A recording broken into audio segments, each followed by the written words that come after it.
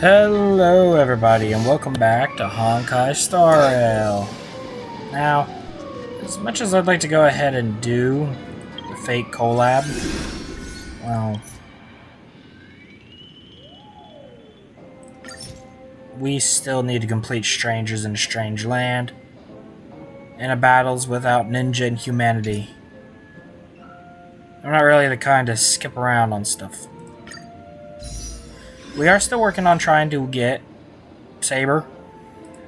It is taking a little while to gather more. So instead, we'll just continue working on the story. Actually, let's just go. It's still early. Where to now?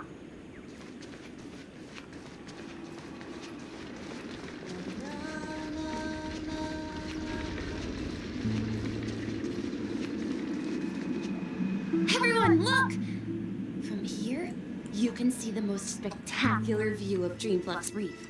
You mean that black hole? Black hole? No.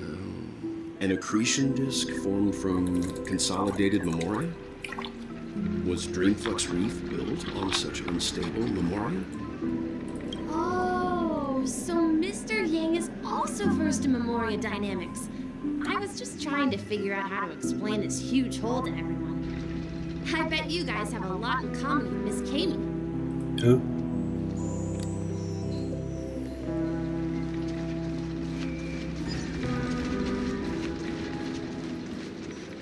Look! There she is! First things first. Is that all?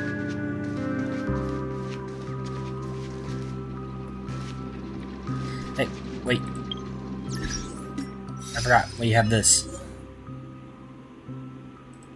I may or may not have done some grinding for stuff.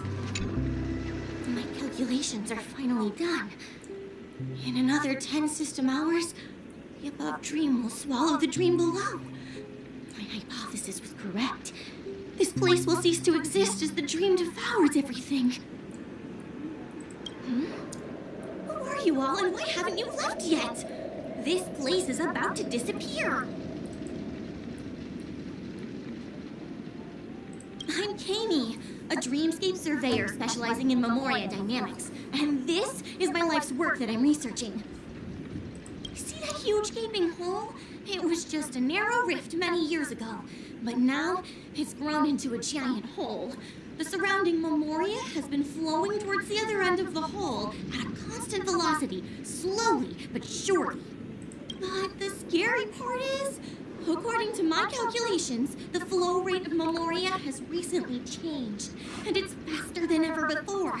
It's almost as if something is sucking it in from the other side. That is bad. Improving upon Madame Rosalina's Memoria measurement method, I've finally obtained accurate results. After 10 system hours, the Dreamflux Reef will cease to exist. It will disintegrate like a melting glacier, and then fuse with the sweet dream fragments on that side of the void. Please don't worry. This sort of thing has happened many times before. Miss Kami isn't a bad person. She's just a bit lost in her own world. She'll probably realize she's wrong soon enough. You don't say. There was something else that piqued my interest. Who is Madame Rosalina? Oh, do you know her too? Or are you also a fan of Memoria dynamics? We're very interested in Madame Rosalina's achievements. Could you tell us a little more about them? Why, of course!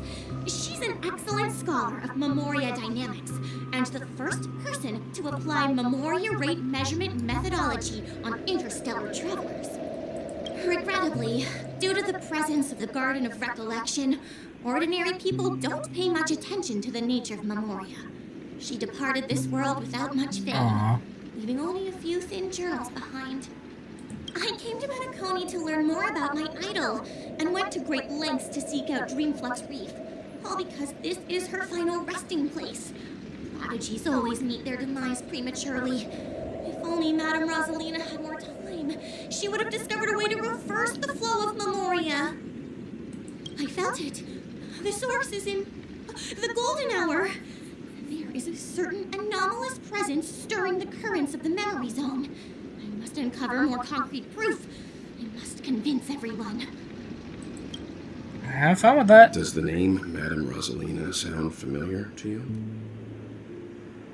That's right. It seems like she did a great deal of research and calculations. Well, at least we know the fate of one of them. Before abruptly passing away. Miss Katie regularly mentions her. I hear Madame Rosalina passed away during the prison war. She could see the Panacony of today. It's people building homes in the memory zone.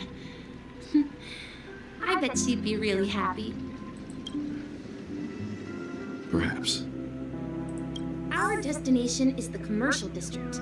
That's where the largest crowds gather in Dreamflux Reef. We might be able to find the others there. Oh, there's March. Let me go! Ghost! There's a ghost! Don't come near me! What the? Oh my. I'm human and so are you. Can you get a grip? Ah, there you are. I've been waiting for you two. Quickly, come help. I bumped into a member of the family on the way here. He was so scared and I just wanted to calm him down. But... Let me go! Let me go!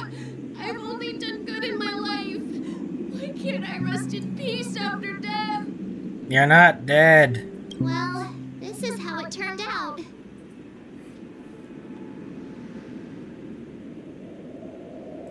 Ha ha, you're a regular comedian. He thinks he's dead. Although, when I first fell in, I also thought the same. Dear guest, this is not the afterlife. This is Dreamflux Reef. That's right. Did you hear that? Repeat after me. Dream Flux Reef.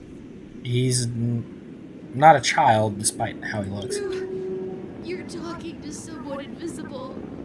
If I'm not dead, what am I? I shouldn't have pushed my luck and tried sleeping in my dream. Curiosity kills the Papashi. Stop asking! You'll alert the monsters! All the dead are right here. All of them!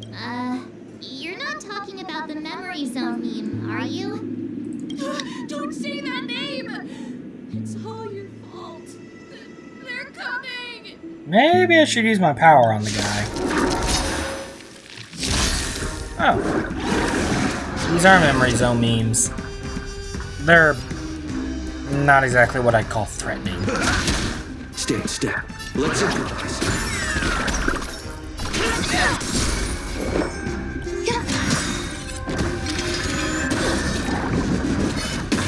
What if it hurt? In the mood for another beating? Dreams do come. I saw no reason in using an ultimate. He passed out. His intense negative emotions attracted the nearby memory zone memes. I see. But why aren't the other people around here scared? Unlike in the Sweet Dream, people here don't see memory zone memes as dangerous monsters. And even if they pose a threat, people can easily escape by forcing a wake-up call. But we can't just leave this man here. Can we take him somewhere safe? We can ask Jessie for help. I've gotten to know many locals while waiting for you guys. Everyone here is living a self-sufficient life. I don't know how to describe it, but this place feels like the real dreamscape.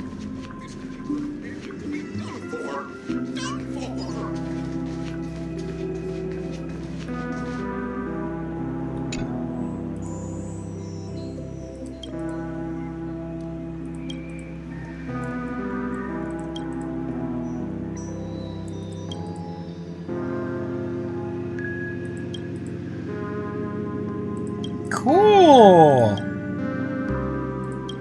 Let me see what they got. Yeah, I'm buying all these.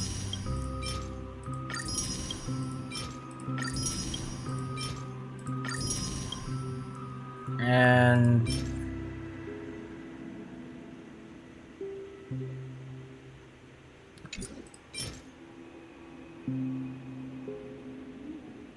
yeah, no thanks on either of those.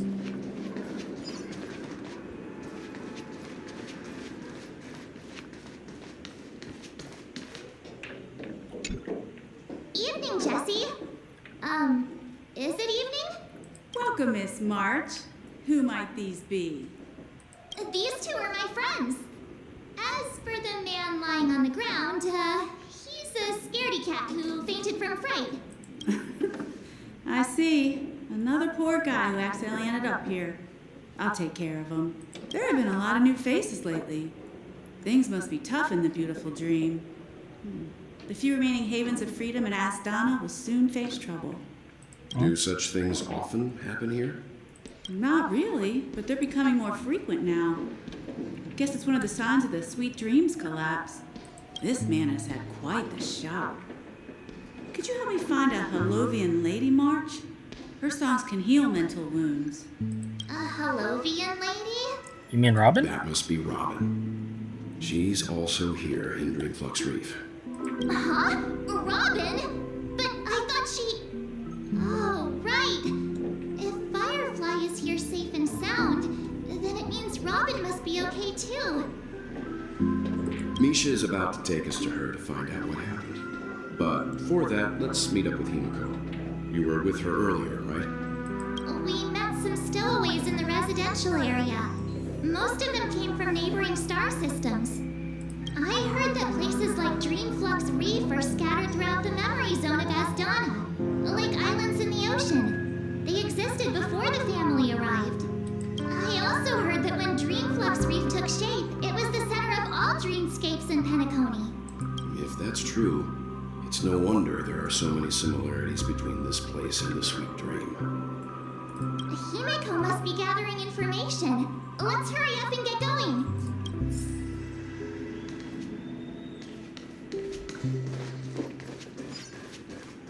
I knew you couldn't hold your liquor.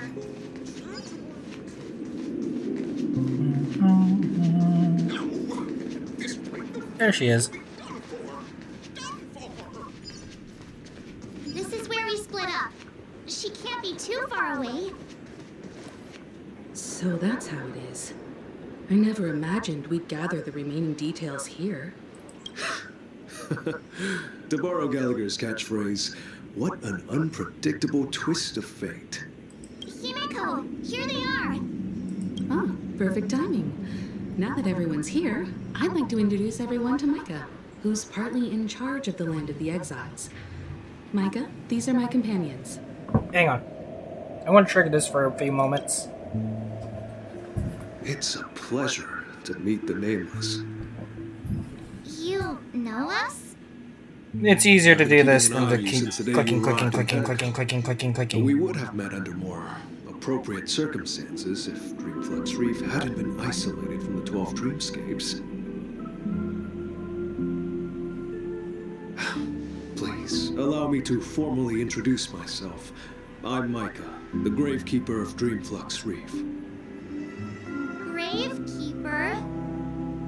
Life in Dreamflux Reef is pretty liberating. Everyone here mostly keeps to themselves, without meddling in others' affairs. My daily task involves cleaning a few tombstones. You're too modest, Micah. When lost dream chasers stumble upon this place, you're the one who takes care of them, guiding them back to the sweet dream, or showing them how to survive the wild dream chaos. So, guardian of sorts. Were you talking to me, Mr. Yang?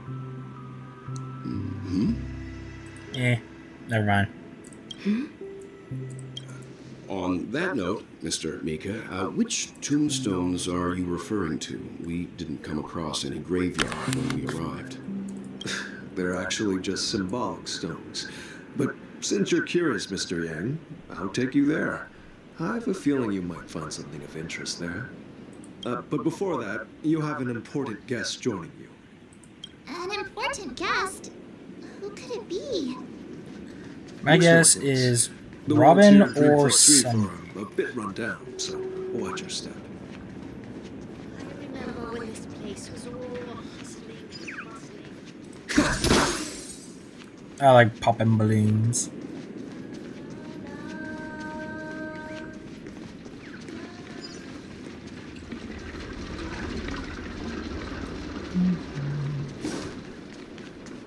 Yep, Robin. There she is. It really is her! Miss Robin! Everyone sings so wonderfully. It's not often that I tried this music style, but I've gained some valuable insights from it. Oh, I can't thank you enough, Robin. Well, these kids have made incredible progress in only a few days.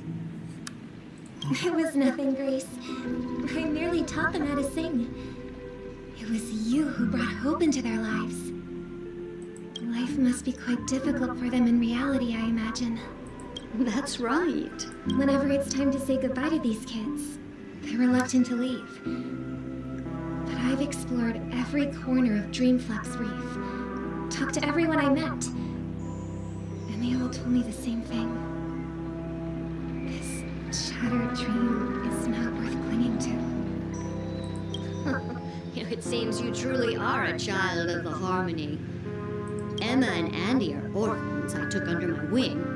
Carol there, with her blind eyes, used to work at a nutrition center in the outer ring of Penacony. And as for Gary, he's been living with autism since he was a child. They're not old enough to enter the sweet dream managed by the family.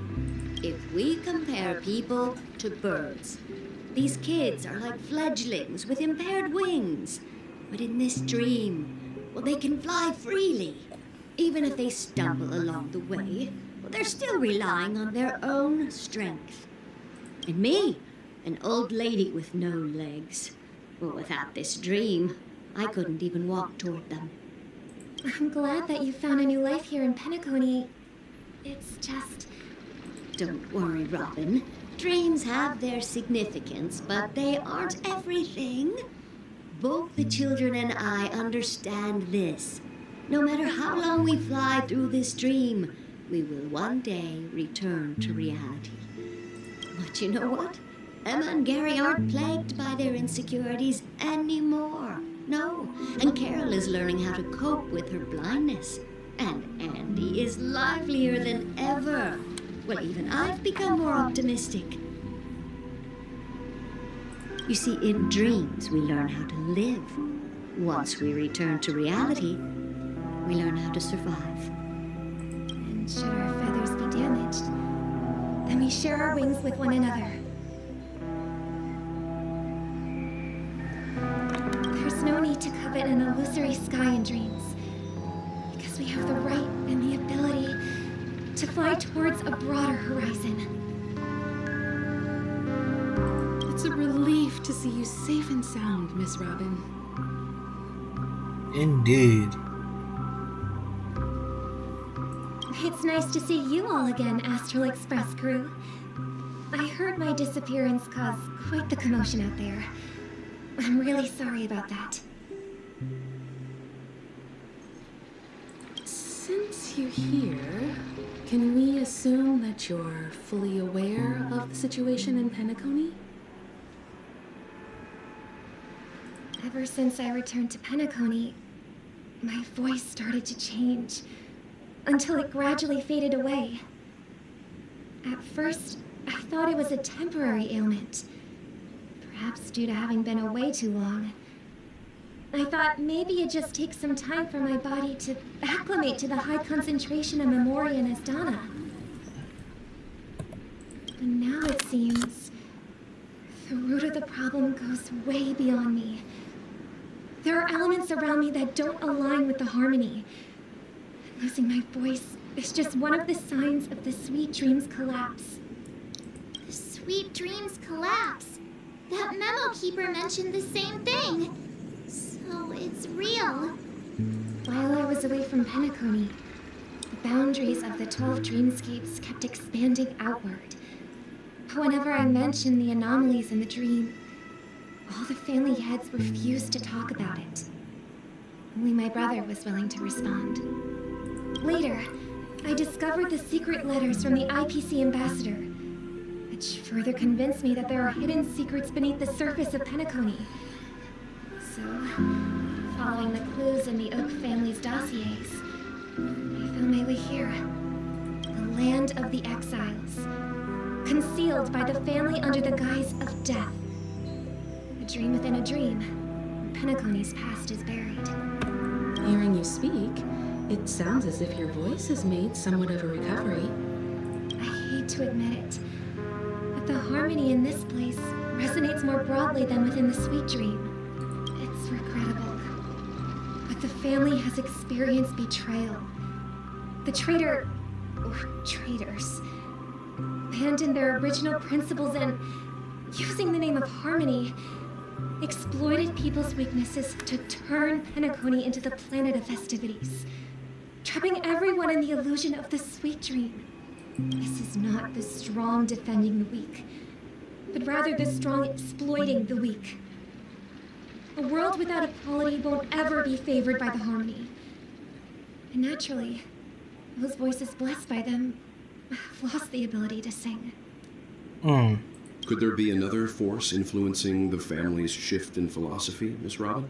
Considering what happened with Acheron, it's difficult to conceive of another entity within the realm of the harmony capable of influencing everyone. Unless a power surpassing that of an emanator is involved.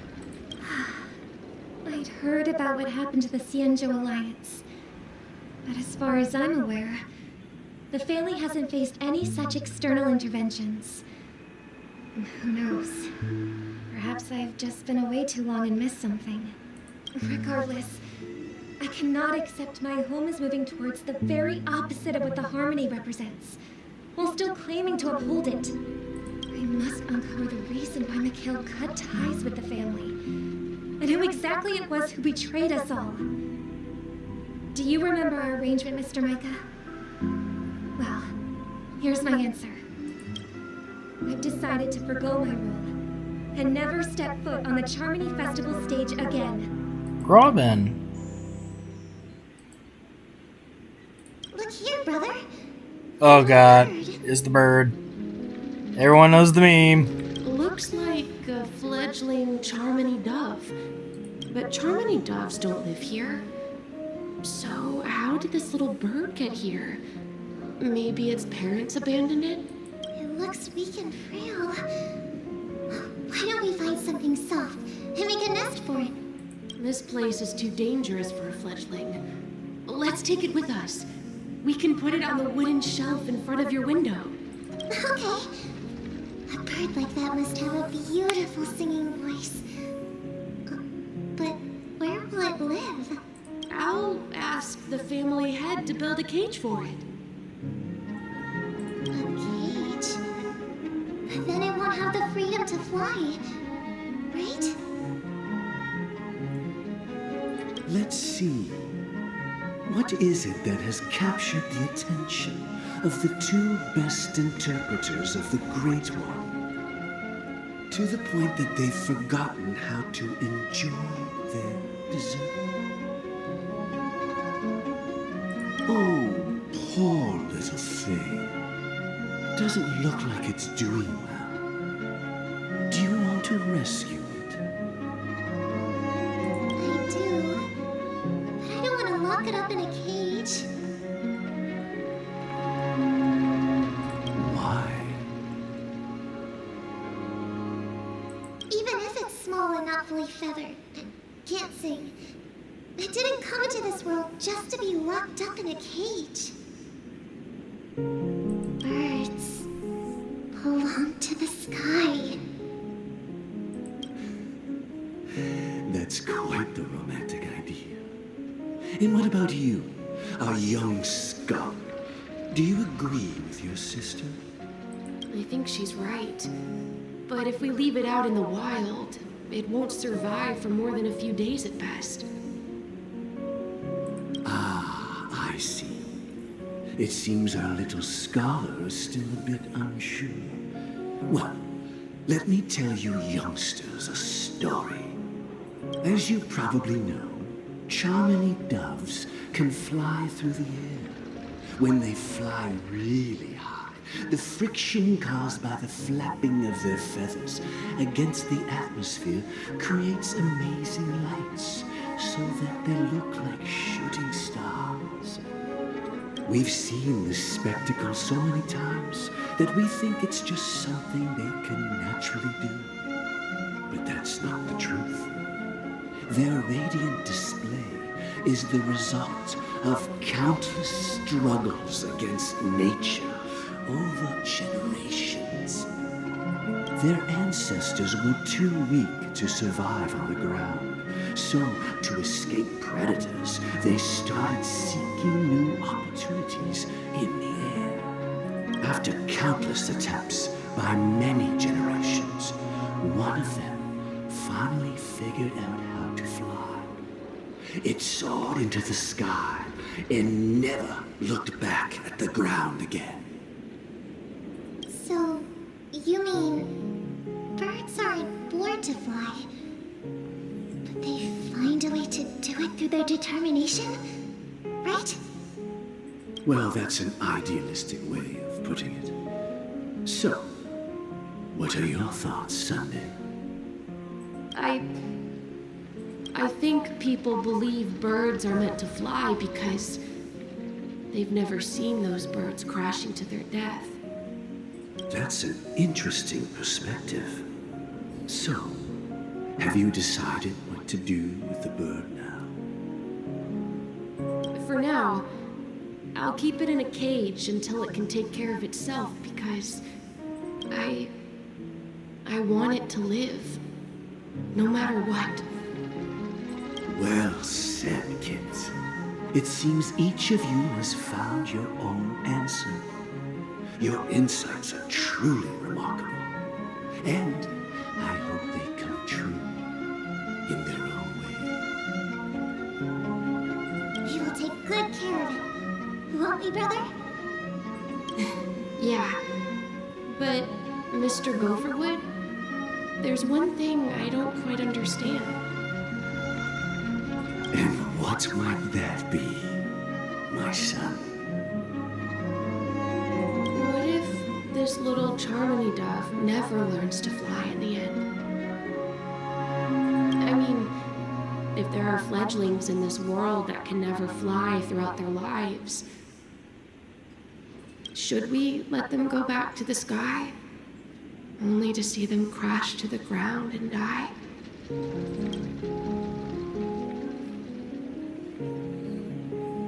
Talking in your sleep, Birdie? Time to wake up. You look a little unsteady. Need a hand? I'm still alive? Yeah. Happy about that? Where is Robin? Tell me. Now. I knew that was going to be the first thing you'd ask. Don't worry, your sister is here, safe and sound. She's probably walking around the streets now. If I were you, I'd be more worried about myself. After all, right in front of you is the guy who just stabbed you in the chest with a dagger. Jeez, Gallagher. If you wanted to kill me, you wouldn't give me the chance to speak. Just tell me your demands, lackey of the watchmaker. So, you figured out who I am, huh? No wonder you had the guts to go against the Dream Master and the Four Families. Looks like I made the right choice. Choice? You are aware of my plan, see through my fictionology. Time is running out, so let's drop the charades. I'm suggesting we cooperate. Cooperate? What makes you think I'd cooperate with you? The fact that the famous Robin has chosen my side. Plus, some clues about a traitor, bright future for Penacony. Any of that catch your interest? I find it hard to believe a man who's full of deception. Fine, you don't have to trust me. What you should trust is the sense of justice inside of you. Ambition. Show me Robin first. All right, as you wish. Here she is. Huh?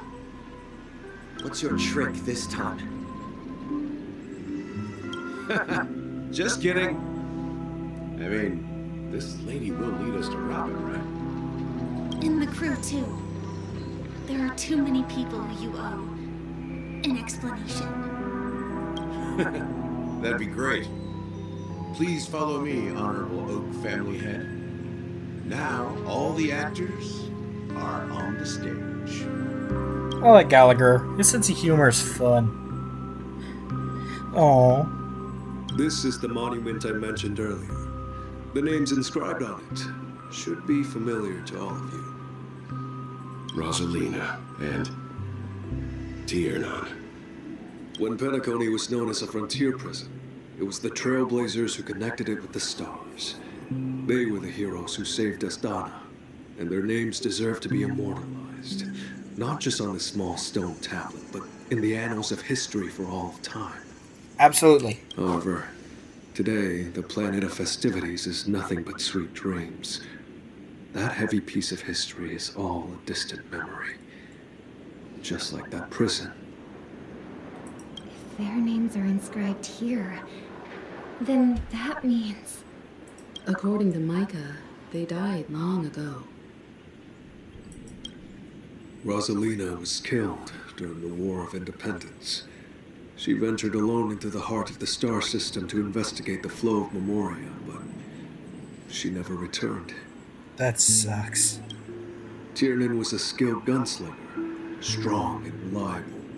He led the people through countless battles, but he didn't live long enough to witness the arrival of true peace. In the decade following the war, Penacony faced challenges internal and external.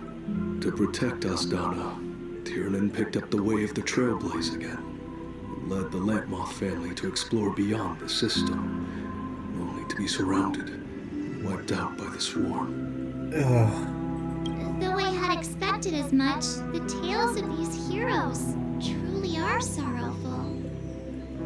True to the title of Trailblazer, they spent their lives venturing into the unknown. But what about this tablet? There are no names carved on it. When Dreamflux Reef was created, its owner was still alive.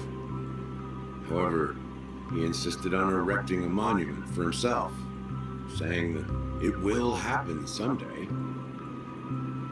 Here we meet again. Everyone from the Astral Express. Robin. Unfortunately, I'm afraid that we're going to have to end our episode here. It sucks, but I'm a little short on time. I promise a bit of a longer episode the next time we do a video. Nice. So, yeah. Thank you all for watching, if indeed you still are. And please remember to like, comment, and subscribe. And ring that little notification bell so you know when I upload another video. Thank you for watching. I'll see you in the next one. Bye-bye.